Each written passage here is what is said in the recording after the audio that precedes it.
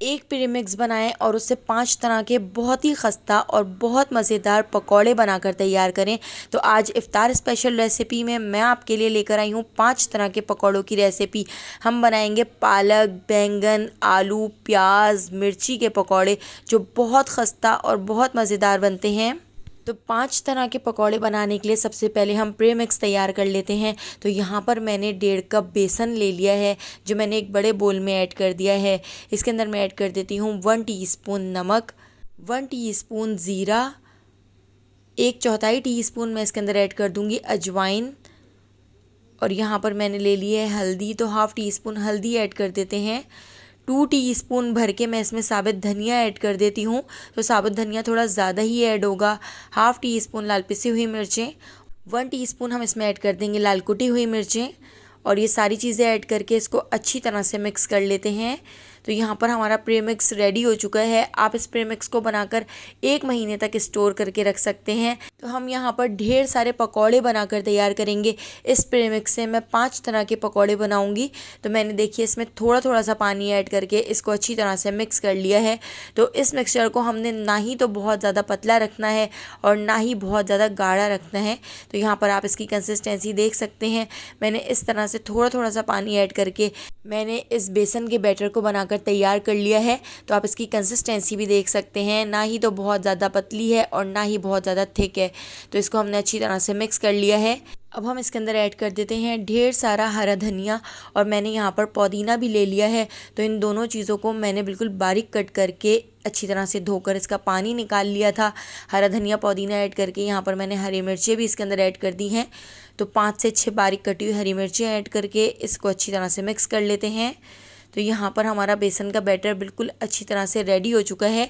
तो यहाँ पर हम 5 तरह के पकौड़े बनाकर तैयार करेंगे। तो उसके लिए मैंने यहाँ पर पालक ले लिया है। पालक के इस तरह से मैंने साबुत पत्ते ले लिए हैं, इनको मैंने अच्छी तरह से धो लिया था। यहाँ पर मैंने बैंगन को भी आप देख सकते हैं बिल्कुल बारीक इस तरह से स्लाइसर से कट कर लिया है। और यहाँ पर आलू को भी मैंने बिल्कुल बारीक स्लाइसर से कट किया है।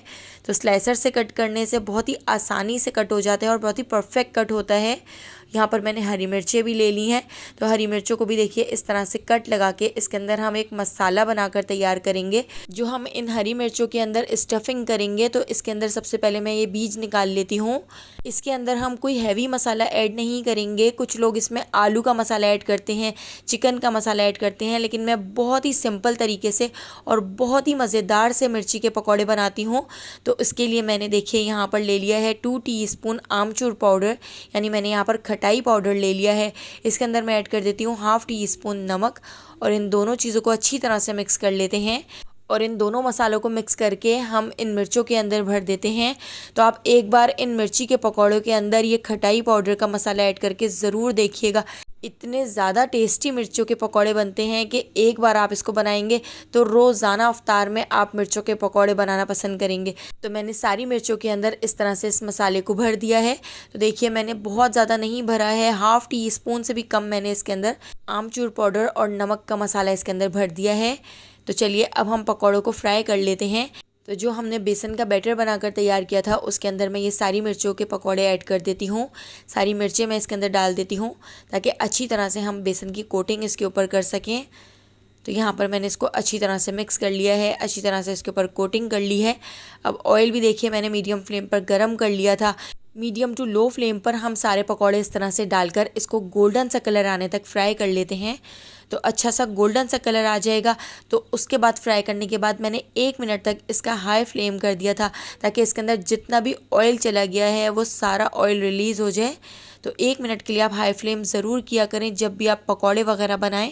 मिर्ची के पकौड़े हमारे तैयार हो चुके हैं। अब इसी प्रीमिक्स के अंदर मैंने यहाँ पर बैंगन भी ऐड कर दिए हैं और बैंगन के ऊपर मैंने बेसन की अच्छी तरह से कोटिंग कर ली है और इस तरह से मैंने इसको मीडियम टू लो फ्लेम पर फ्राई कर लिया है। तो बिल्कुल अच्छा सा गोल्डन सा कलर आने तक हमने बैंगन को भी फ्राई कर लिया है। तो देखिए कितने क्रिस्पी और कितने मज़ेदार हमारे यहाँ पर पकौड़े बनकर तैयार हो रहे हैं। तो यहाँ पर मैं आपको याद दिलाती चलूँ, अगर आपको मेरी रेसिपी अच्छी लग रही है तो लाइक करना बिल्कुल भी मत भूलिएगा, और अगर रेसिपी पसंद नहीं आ रही है तो आप इसको डिसलाइक भी कर सकते हैं। तो यहाँ पर बैंगन के पकौड़े भी हमारे तैयार हो चुके हैं।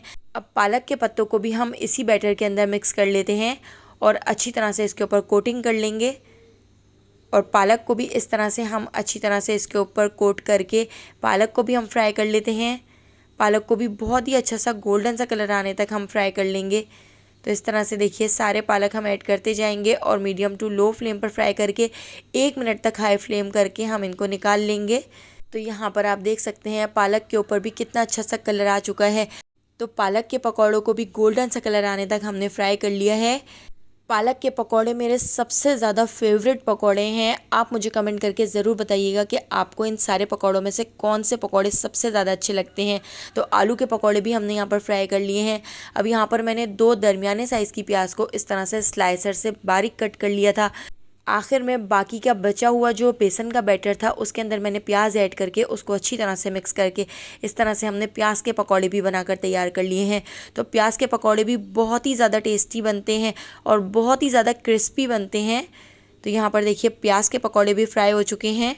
तो यहाँ पर हमारे 5 तरह के बहुत ही खस्ता और बहुत मज़ेदार पकौड़े बनकर रेडी हो चुके हैं।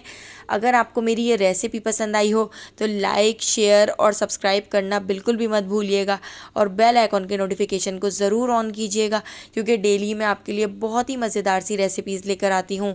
तो उन सारी रेसिपीज़ का नोटिफिकेशन आपको फ़ौरन मिल सकेगा और आप मेरी सारी वीडियोज़ वॉच कर सकेंगे। तो आने वाली वीडियो तक मुझे दीजिए इजाज़त। अल्लाह हाफ़िज़।